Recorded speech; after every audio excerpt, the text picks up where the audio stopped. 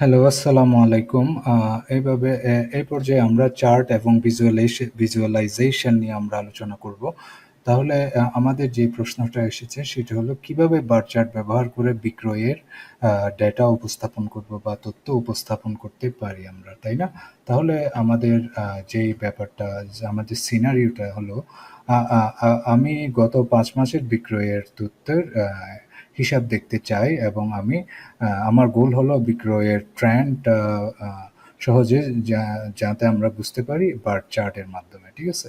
তাহলে আমরা এখানে এই ডেটাতে আমরা কি করব? বার চার্ট ইউজ করব। আমাকে যেটা করতে হবে ইনসার্টে গিয়ে চার্টে যেতে হবে। চার্টে গিয়ে আমাকে এখানে চার্ট টাইপে আমরা লাইন চার্ট, কলাম চার্ট, এই যে বার চার্ট আমরা লাইন চার্ট যেমন এখানে বার চার্টের মধ্যে ৩ টা স্টাইল আছে, ঠিক আছে? Bar chart, stacked bar chart, 100% stacked bar chart, ঠিক আছে? আমি এই বার চার্টটা ইউজ করতে চাই। এখানে আমরা ডেটাটা দেখতে চাই সেলস ভার্সেস মান্থ। তাহলে সেলস যেমন এই পাশে মাস আছে, ঠিক আছে? এই পাশে মাস আছে, এই পাশে সেলস আছে, তাই না? Sales data. তাহলে আমরা এই ডাটা থেকেই বুঝতে পারি যে মে মাসে আমার সবচেয়ে বেশি সেলস হয়েছে। তাহলে ২,০০০ ইউনিট সেল হয়েছে ফর এক্সাম্পল। তাহলে এবং সবচেয়ে কম সেল হয়েছে কোন মাসে? জানুয়ারি মাসে, তাই না? মে মাসে আমরা তাহলে এই ডাটা আপনি বিভিন্নভাবে অর্গানাইজ করতে পারেন, ছোট বড় করতে পারেন, ঠিক আছে? সেলস ভার্সেস মান্থ এইটা আপনি চাইলে আ যে আপনি মিডলে নিয়ে আসতে পারেন, ঠিক আছে? এই যে মিডলে নিয়ে আসতে পারেন। আপনি আপনি টাইটেল ফন্টটা চেঞ্জ করে কমিক সেন্স দিতে পারেন। তাহলে এইগুলোও চেঞ্জ করা যাবে, এই ফন্টগুলোও চেঞ্জ করা যাবে, ঠিক আছে? এই ফন্টের টেক্সটটাও আপনি চাইলে চেঞ্জ করতে পারেন। এইটা সেলসের ডাটাটা আপনি চাইলে চেঞ্জ করতে পারেন। এই ভ্যালুগুলার স্টাইল আপনি চেঞ্জ করতে পারেন, ঠিক আছে?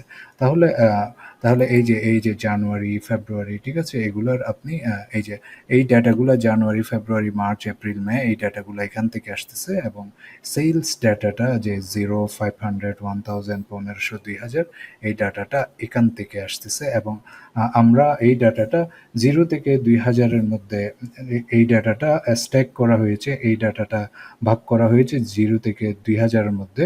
তাহলে জানুয়ারি মাসে 1200 ইউনিট সেল হয়েছে। তাহলে 1000 এর পরে 1200 পর্যন্ত গিয়েছে।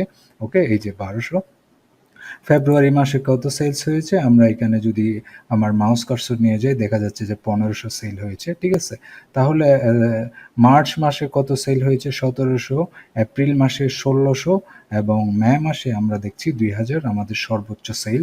তাহলে এই ডেটার মধ্যে আমরা দেখতে পাচ্ছি যে খুব সহজেই আমাদের কোন মাসে সবচেয়ে কম সেল হয়েছে? জানুয়ারি মাসে সবচেয়ে কম সেল হয়েছে।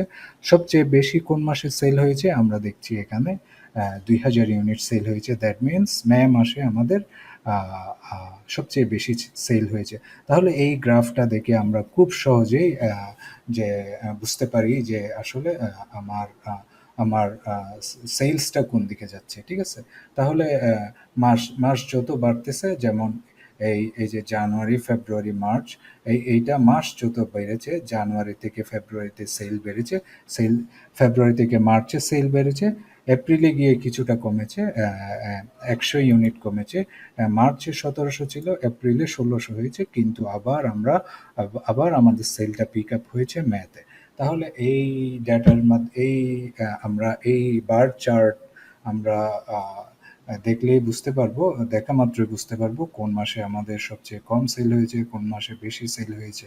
সেল ট্রেন্ডটা আমরা বুঝতে পারবো খুব ইজিলি। ঠিক আছে? আশা করছি বুঝতে পেরেছেন। নেক্সট আরেকটি ভিডিওতে দেখা হবে ইনশাআল্লাহ। সে পর্যন্ত ভালো থাকুন। আসসালামু আলাইকুম।